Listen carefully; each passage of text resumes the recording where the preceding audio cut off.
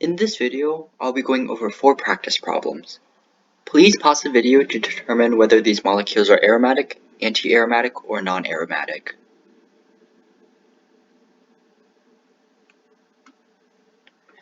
So going over the first problem, we can determine its aromaticity based on Huck's rule. So for the first question, we have to determine, is this fully conjugated? In other words, is every molecule here sp2 hybridized? And if you forgot, one really easy way to determine hybridization is just to look at how many adjacent molecules or electrons there are. For example, on this carbon molecule, right, there is 1, 2, and 3 different molecules attached to this carbon. So because of that, this is sp2 hybridized. We can also do the same for this, and this molecule. However, when we get to the oxygen, we try determining its aromaticity by saying there is 1, 2, 3, and 4 different groups.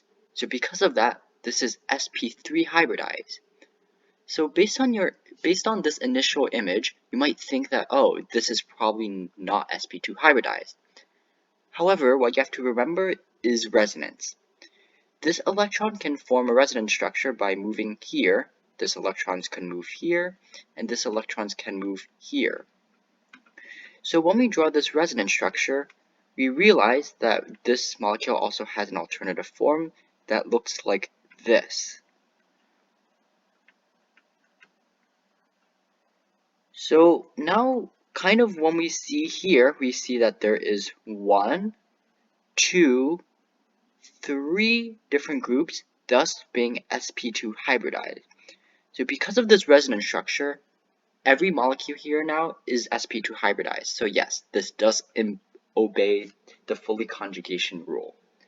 The second rule is this molecule fully planar? And the answer is yes, because all the molecules are on the same plane. The third question is this molecule cyclic? And the answer is yes, because all of it is in a ring.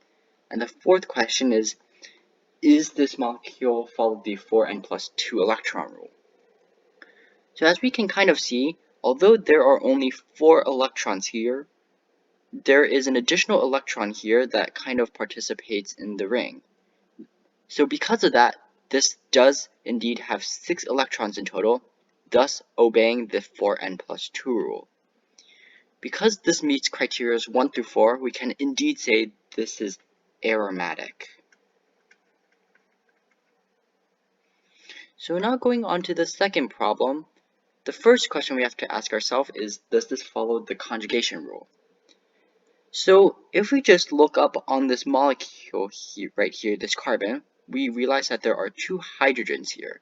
So as a fact, there is 1, 2, 3, 4 different molecules, thus being sp3 hybridized. So the second question that comes is, can we draw resonance? And unlike the first problem, the answer here is no, because we can't move this electrons here, because if we do so, that would violate the octet rule.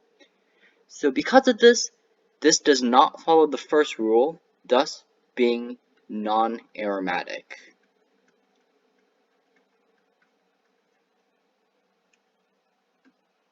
So now for the third problem, we can go through the same exact step.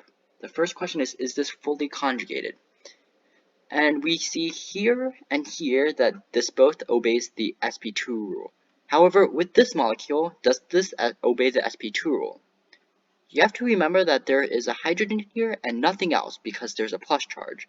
So because of that, there is 1, 2, 3 groups. And because of that, this molecule is indeed sp2 hybridized. So yes, this does obey the first rule. For the second rule, is this molecule cyclic? And the answer is yes, because it's in a ring.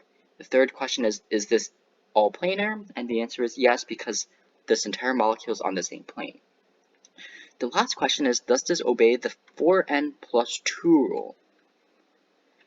And as we can see, there's only one pair of electrons here. In other words, there are only 2 electrons.